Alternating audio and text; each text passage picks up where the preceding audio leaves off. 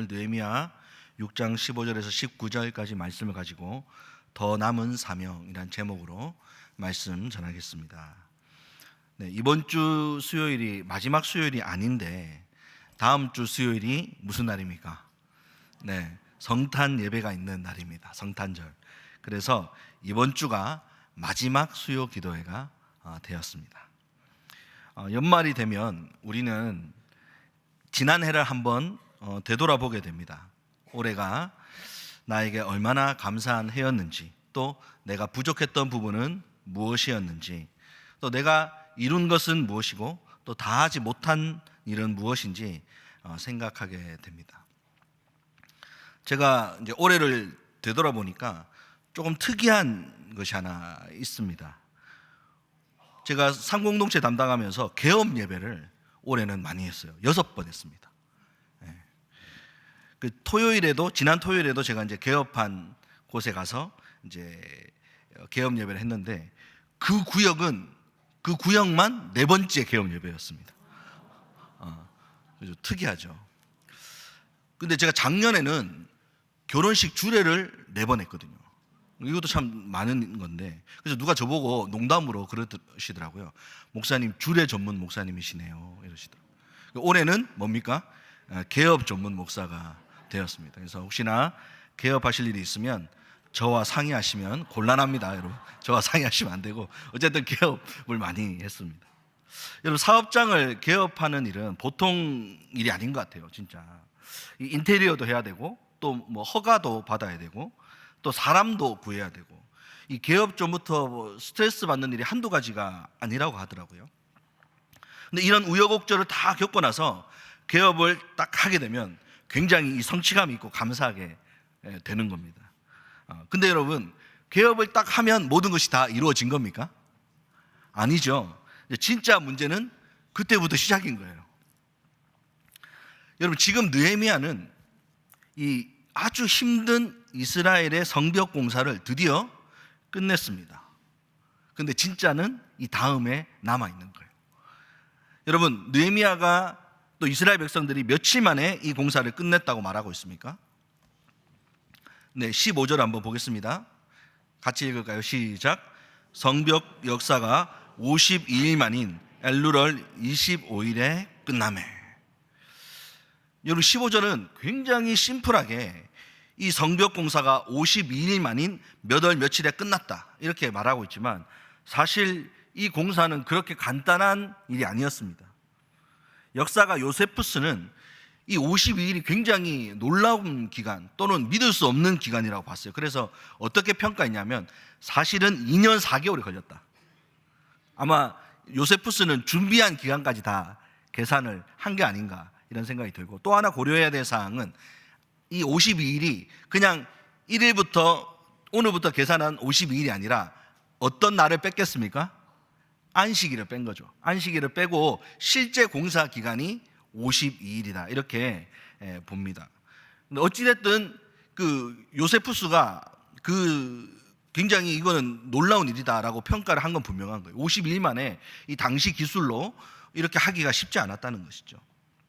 더구나 여러분, 이 공사는 내부에 반대 세력이 많았습니다. 이 성벽 공사를 원하지 않는 사람들이 내부에 있었던 것이죠. 그리고 또 공사를 시작하니까 얼마나 외부의 세력들이 위협하고 또 방해하고 느헤미야를 모함했는지 모릅니다. 그러니까 엄청난 방해에 시달리면서 이 공사를 진행했는데 이 모든 어려움을 뚫고 52일 만에 성벽 공사를 완성할 수 있었던 것이죠. 그 이유가 무엇일까요? 표면적인 이유는 바로 몇 가지를 들 수 있는데, 이스라엘이 느헤미야와 대제사장으로부터 시작해서 헌신적으로 이 성벽 공사에 임했기 때문입니다. 실제로 그 참여한 사람들을 보면 여리고 사람들, 미스바 사람들, 이런 사람들도 와서 동참을 하잖아요. 그러니까 아주 헌신적으로 이 성벽 공사를 참여하신 거죠. 또 어떤 요인이 있겠습니까? 바로 느헤미야의 탁월한 리더십이 있겠죠. 사람들을 설득했고요. 그 반대 세력이 많았는데 굉장히 뛰어나게 설득을 해냈습니다. 그리고 믿음이 강하고 헌신적인 사람만 이 공사에 참여시킨 것이 아니고요, 믿음이 연약한 사람들도 그 믿음의 분량대로 공사에 참여시킵니다. 그래서 믿음이 약한 사람들은 막 아무데나 동원하지 않고 자기 집 가까운 맞은편의 성벽을 중수하게 함으로써 자기의 믿음의 분량껏 참여할 수 있도록 리더십을 발휘했던 것이죠. 그런데 성경은 이 역사가 이루어진 것이 이스라엘 백성들의 아주 놀라운 헌신과 또 느헤미야의 탁월한 리더십 덕분이라고 말하지 않습니다.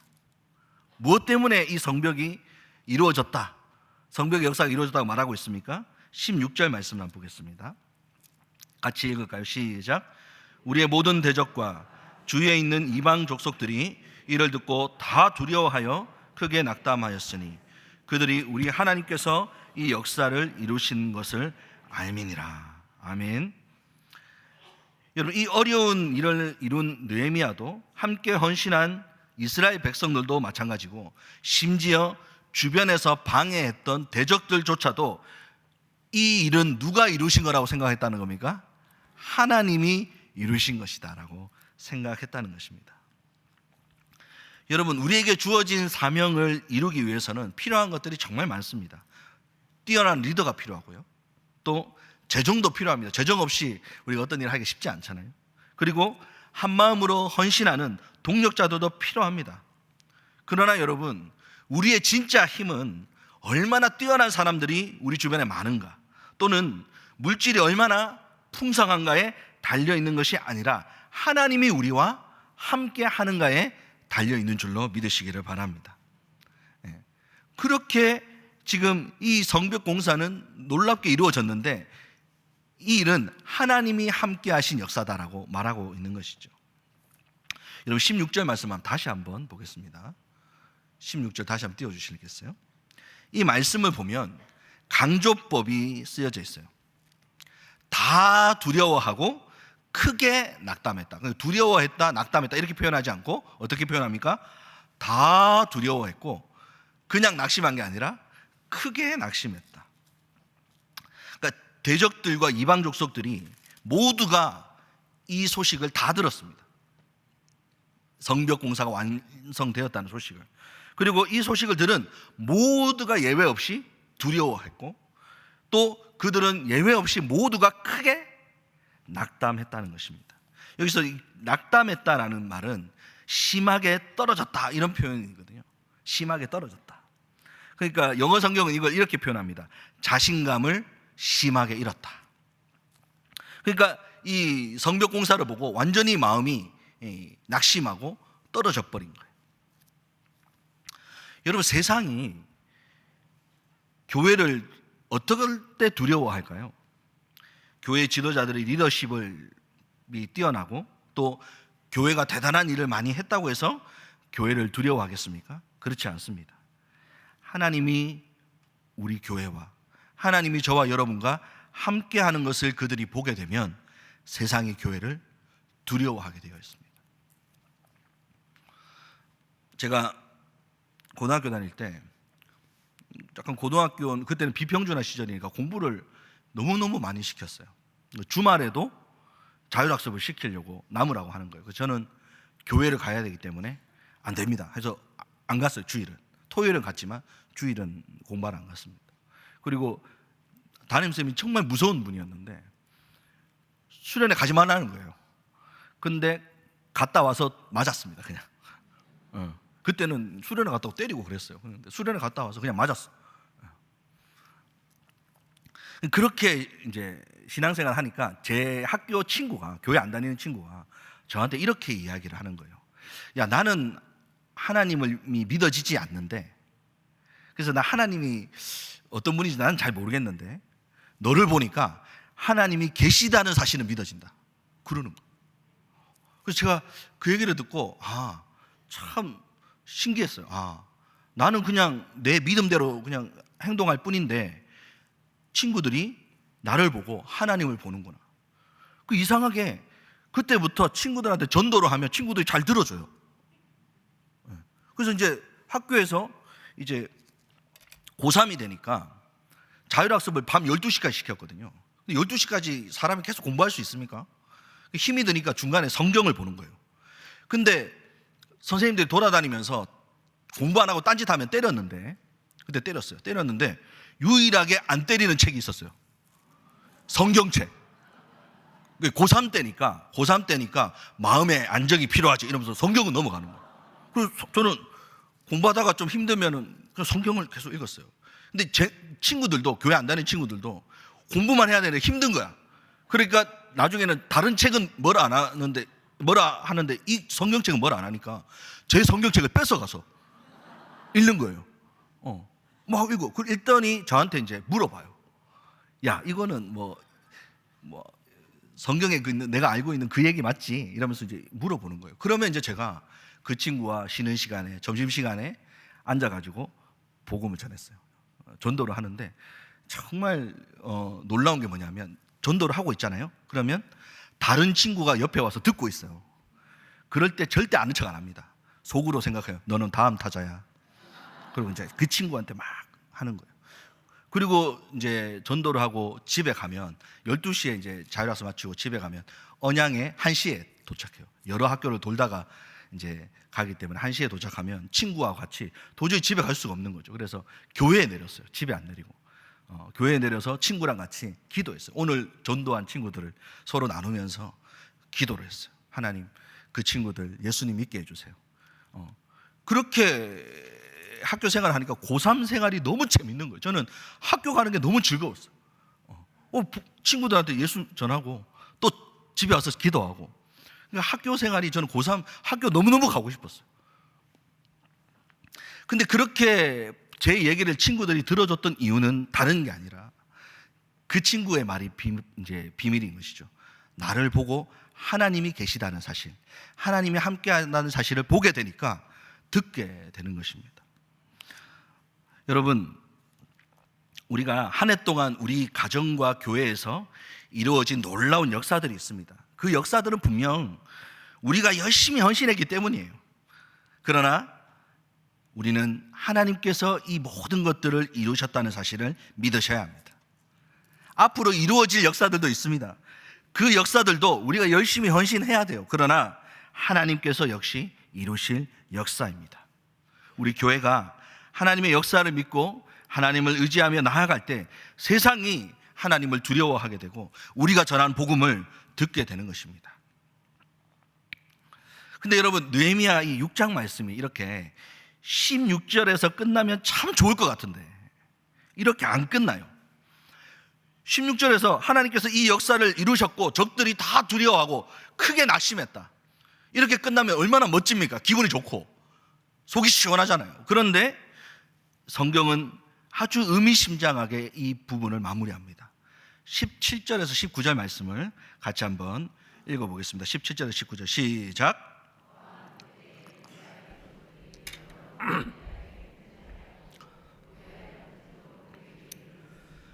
도비아는 아라의 아들 스가냐의 사위가 되었고, 도비아의 아들 여호 하난도 베레가의 아들 물술람의 딸을 아내로 맞이하였으므로 유다에서 그와 동맹한 자가 많음이라.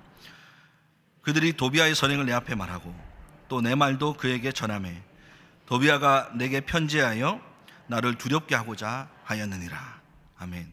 여러분, 느헤미야 6장이 속 시원하게 끝납니까? 뭔가 좀 찝찝하게 끝납니까? 좀 찝찝하게 끝나잖아요. 그죠? 뭐 크게 두려워하고 낙심했다, 하나님의 역사를 다 이루셨다, 이렇게 끝나면 좋은데 또한 그때에 뭔가 이루어지고 있었던 거예요. 무슨 일이 벌어지고 있었던 거예요. 여러분, 16절까지만 보면 느헤미야가 그의 사명을 다 이룬 것처럼 보입니다. 그렇지 않습니까? 여러분, 페르시아의 그 왕의 술관원으로 느헤미야가 있을 때 느헤미야가 들었던 소식은 예루살렘 성이 무너졌다, 이 소식이었어요. 그래서 느헤미야는 그것 때문에 가슴 아파서 울며 기도합니다. 얼마나 이 일이 슬펐냐면 앉아서 울었다, 이렇게 기록하고 있어요. 여러분, 사람이 이렇게 남의 이야기 듣고 이렇게 눈물을 흘릴 때가 있잖아요. TV나 드라마를 보면서. 근데 앉아서 웁니까? 주저앉아가지고? 그렇지는 않거든요. 근데 어떤 일이 벌어지면 주저앉아서 웁니까? 뭐 사고로 가족들을 잃으면 그렇게 하잖아요. 그런 것처럼 느헤미야는 굉장히 이 일이 슬펐던 거예요. 그래서 하나님께 기도합니다. 예루살렘으로 저를 보내주십시오. 제가 이 예루살렘 성벽을 다시 건축할 수 있도록 저를 사용하여 주시옵소서. 느헤미야 그때부터 기도했습니다. 그리고 왕의 허락을 받고 여기 온 거예요. 그리고 많은 사람들을 설득하고 합력하게 해서 단기간에 이 성벽을 건축했고요. 외적들의 공격으로부터 예루살렘을 보호할 수 있게 되었습니다. 예루살렘은 그 지형상 천혜의 요새이기 때문에 이 성벽만 튼튼하게 지어도 무너뜨릴 수 없는 아주 그런 강력한 그런 성입니다. 그래서 외부의 적으로부터 이제는 완전히 안전해진 거예요. 그래서 느헤미야의 사명은 이제 끝난 것처럼 보였습니다. 그런데 성경은 느헤미야의 사명이 끝났다고 보지 않나요? 17절에 또한 그때에 이렇게 쓰고 있는 거예요. 또한 그때에. 이 또한이라고 번역되어 있는 단어가 조금 번역이 어려운데요. 다른 영어 성경은 이걸 이렇게 번역하고 있습니다. 이스라엘 백성들이 52일간 성벽 공사를 열심히 하고 있는 바로 그 동안에, 그 시기에 이렇게 번역하고 있어요. 그러니까 그런 시기에 누군가는 열심히 성벽을 건축하고 헌신하고 있는 그때에 어떤 일이 벌어지고 있었는가? 유다의 귀족들, 느헤미야의 측근들이죠. 이 사람들은 사실 그 지도자들이 도비야와 내통하고 있었다는 거죠. 적인 도비야, 그와 내통하고 있었고, 심지어 유다 지도자들과 어떤 관계요? 혼인 관계로 맺어져 있었다는 것입니다. 굉장히 심각한 상황이었던 것이죠. 심지어 여러분, 대제사장 엘리야십도 도비야와 이 관계가 있어서 성전에 도비야를 위한 방을 만들어 줄 정도로 아주 말도 안 되는 그런 일을 벌입니다. 여러분, 느헤미야 13장 4절 5절 말씀 한번 읽어보겠습니다. 시작. 이전에 우리 하나님의 전에 방을 맡은 제사장 엘리야십이 도비야와 연락이 있었으므로 도비야를 위하여 한 큰 방을 만들었으니 그 방은 원래 소재물과 유향과 그릇과 또 레위 사람들과 노래하는 자들과 문지기들에게 11조로 주는 곡물과 새 포도주와 기름과 또 제사장들에게 주는 거제물을 두는 곳이라. 아멘. 여러분, 이렇게 중요한 성전의 방을 도비야 같은 사람을 위한 방으로 제사장, 다른 사람도 아닌 대제사장 엘리야십이 그렇게 한 거예요. 여러분, 이스라엘 백성들이 열심으로 헌신해서 성벽을 쌓아 올리는 동안에 내부는 어떻습니까? 썩어서 무너져 내리고 있는 것입니다. 이 말씀이 우리에게 주는 교훈이 있습니다. 무엇입니까? 우리에게는 여전히 우리의 내면의 변화라고 하는 사명이 더 남았다는 것이죠. 여러분, 느헤미야의 사명은 겉으로는 다 이루어진 것처럼 보입니다. 한 마음으로 모여지지 않았던 이스라엘 백성들의 마음을 모았고 외부에 있는 적들의 끈질긴 방해와 공격을 이겨내고 성벽을 건축했어요. 적들은 완전히 낙심에 빠져 이제는 더 이상 외적들이 쳐들어오기에는 힘든 상황이 되어버렸습니다. 이제 더 이상 내가 감당할 사명은 없어 보입니다. 그러나 이스라엘의 영적인 상태는 여전히 엉망이었고 내면의 변화를 필요로 하고 있었던 것입니다. 여러분, 저와 여러분들이 교회에서 아무리 많은 일을 감당하고 섬기고 있다고 해도, 우리 교회가 비전센터를 완공하고 또 많은 선교 사업을 해내고 있다고 해도 여전히 저와 여러분에게는 내면의 변화가 필요한 상태라는 사실을 기억하시기를 바랍니다. 또한 그때에 라고 말하고 있습니다. 이 표현은 외적으로부터 우리를 지키는 성벽은 건축되었지만 하나님의 교회는 아직 온전히 건축되었지 않았다는 이야기를 하고 있는 것이죠. 여러분, 건물을 세우는 것보다 또 교인으로서 외적인 의무를 다 하는 것보다 더 중요한 것이 무엇입니까? 내 속이, 내 안에 있는 내 영혼이 성령이 거하시는 성전이 되고 내가 참된 교회로 세워지는 것입니다. 제가 지난 주일날 양육훈련 수료식을 보면서 참 도전되었던 것이 뭐냐면 우리 장로님 권사님들이 훈련을 받으시는 것이었어요. 여러분, 참 도전이 되는 일이지만 당연히 그렇게 해야 합니다. 여러분, 직분을 받았다고 해서 내가 다 세워진 것이 아니기 때문입니다.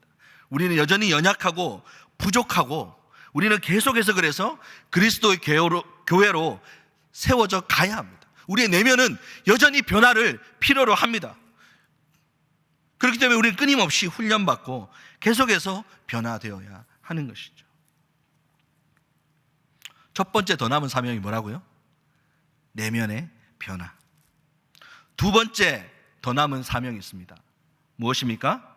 우리는 좌절하지 말아야 할 사명이 더 남아 있습니다. 여러분, 내부에 이 도비아와 내통하고 있는 사람들의 모습을 통해서 성경 말씀이 우리에게 알려주고 있는 진리가 무엇입니까? 사람들이 지닌 이 교활한 본성을 보여주는 거예요. 이 사람들은 누구냐면 느헤미야의 동력자들이에요. 성벽 건축을 처음부터 열렬히 반대하고 느헤미야와 싸워왔던 사람들이 아니라 심지어 공사를 함께 했던 사람들입니다. 느헤미야 3장 1절 말씀 한번 읽어보겠습니다. 시작. 그때 대제사장 엘리야십이 그의 형제 제사장들과 함께 일어나 양문을 건축하여 성별하고 문짝을 달고 또 성벽을 건축하여 함메아 망대에서부터 하나네 망대까지 성별하여. 여러분, 엘리야십은 야, 성벽 공사 이런 거 뭐 하려고 하는 거야 하면서 뒷짐지고 빠져있던 사람이 아니라 가장 먼저 열심으로 성벽 공사에 참여했던 제사장이었어요.